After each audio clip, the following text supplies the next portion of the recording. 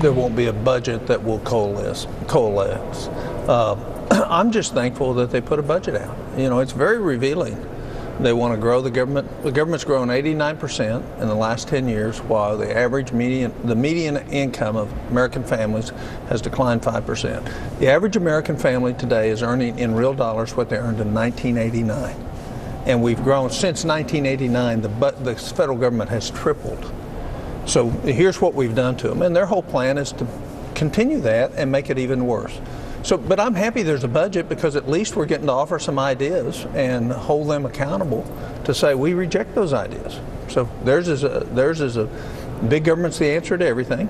More taxes, more spending. Ours is, let's fix the real problems. Let's save Medicare. Let's save Social Security.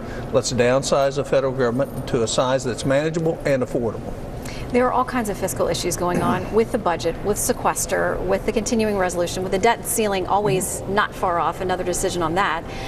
You've offered up a number of ways you think the federal government could be cutting back. Your office is very good at looking through budgets and plans, and you've noted a number of things that could have been done, and you offered this up.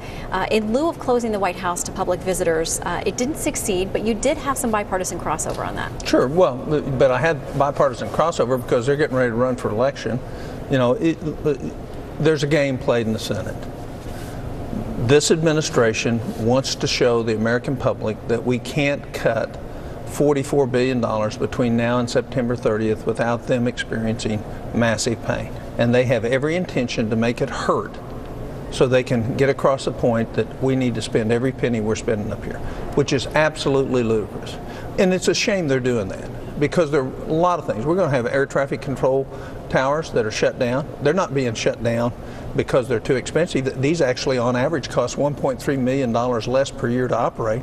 They're being shut down so they can come back with unionized employees in the regular air tower system. So, you know, things aren't what they seem. We don't have a problem in front of us, Shannon, we can't solve. What we have is a lack of leadership and direction to get there. And you can compromise on how you save Medicare and how you save Social Security. Those compromises have already been discussed. They're available. But it's the politics of how we position ourselves so we look good, so we can get reelected, and the country can go to heck. I mean, that's what's actually happening in Washington today. There's no thought about the long term for our country, long-term future for our kids. There's a thought about how do I advantage myself politically. How do you get members from both sides of the aisle to step back from that way of thinking about what we're facing? Well, you're not, because 75% of them are career politicians. Their livelihood depends on them being in a public office, and most of them haven't ever had a job outside of an elected office. So the only way you change that is have the American people quit sending career politicians up here. Start sending people who have real world experience, that have actually done something in their life outside of a political job. Now, I also asked Senator Coburn about the looming Second Amendment showdown as the Senate prepares to consider new gun control legislation. Stay tuned.